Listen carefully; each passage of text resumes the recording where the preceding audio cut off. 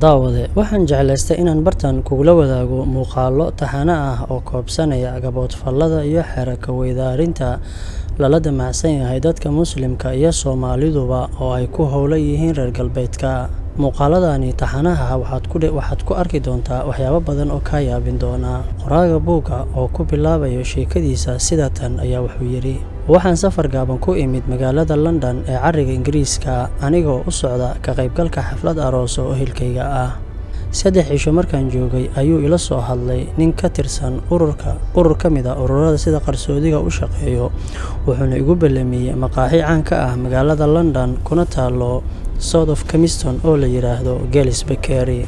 Waan imid anigoo warwareer igu jira oo isweydiinaya waxa uu iga rabo. Markaan cabaar fadhiyay oo aan bun iyo macmacaan meeshii ka cunay oo kolba saacadda hoos ka eegaya ayaa nin cad isoo dul istaagay oo waxa uu ii sheegay in la ii soo diray oo ii qaadayo hotel. Waan soo raacay gaadhigii wuxuuna ii keenay hotelka Riverbank Palace oo ku yaala bartamaha London. Qof baa ii taagnaa albaabka oo si diiran iigu soo dhaweeyay. Wuxuu ii kaxeeyay qol albaabkiisu ay ku xardhan tahay nambarka 322. Qolka markii aan galay ayaan sariirta dusheeda waxaan ku arkay shaadh madow, suud madow iyo kabo madow.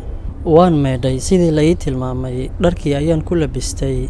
Cabaar ayaan daawaday London Eye oo si toos ah ugu beegneyd albaabka qolka aan ku jiro. Waa meel ka mid ah meelaha ugu bilicsan magaalada London, dalxiisayaal badanna waa ay joogeen. Gabalka oo sii dhacaya ana weli waxaan taaganahay daaqadda. Garaac xooggan ayaa albaabka la igu soo garaacay, misna waa la iska furay anigoo yaaban ayuu mid madow igu yidhi: Waxaa bilaabanaysaa soo dhaweyntaadii. Waan soo raacay oo waxa uu ii fadhiisiyay miis maro madow lagu sharaxay, shaqaalahana dhammaantooda ay maro madow ku labisan yihiin. Miiska waxaa saarnaa khamri cas, warqad sida saddexagalka u taal oo ay ku qoran tahay Welcome to Brotherhood oo micnaheedu yahay ku soo dhawow walaaltinimada. Sidoo kale miiska waxaa dul saarnaa hees magaceedu ay tahay Welcome Home oo micnaheedu yahay ku soo dhawow guriga.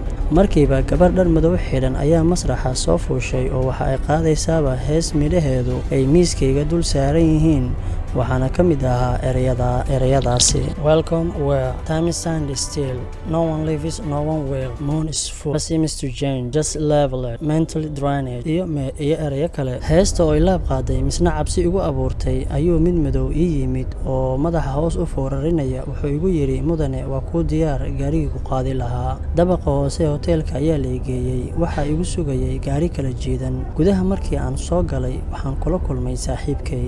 Waan ku naxay oo waxaan ku idhi: Waa maxay sidatan? Isna wuxuu iigu halceliyay: Waa adigii muddo dheer daba socday inaad ku soo biirto oo ay codsigaagii 2 jeer diideen Club of Rome iyo Scottish Temple. Hadda waxaa timid fursad aad isku muujin karto. Haddii aad daacad ka noqoto howlaha lagu idmayo, waxaad heli doontaa xubinimo buuxda.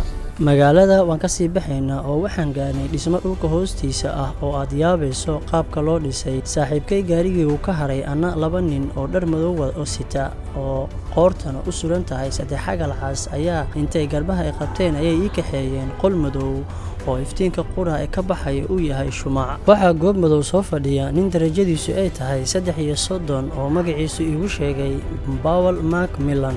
Wuxuu ii weydiiyay inaan ku qanacsanahay inaan ku soo biiro ururkooda Dagmarow. Anna hore ayaan ka aqbalay. Habeenkii halkaas ayaa xaflad weyn la iigu sameeyay. 3 habeen kadib aniga oo sidii meeshii ugu jira ayaa Paul ii kaxeeyay qol madow. Deeta ilays ayuu ku qabtay gidaarka, waxa uuna i tusay qariirad madow oo ay cad yihiin 2 meelood.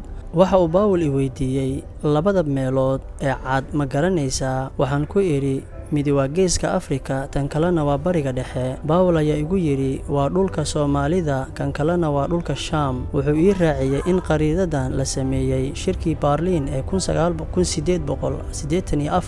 Waxa kale oo ii sheegay arrin argagax igu riday. Paul Macmillan wuxuu yidhi: Shirkaasi waxaa fadhiyay kii samada ka soo dhacay. Markuu arkay inaan fahmin ayuu iigu micneeyay: Idinku shaydaan ayaad u taqaanaan. Wuxuu kaloo ii sheegay in dhulka Soomaalida iyo Shaam ay yihiin 2 nuur ee u baahan in lala dagaalamo si ay qorshaheena u fulaan. Daawade, halkaas ay noo joogto qaybta 1.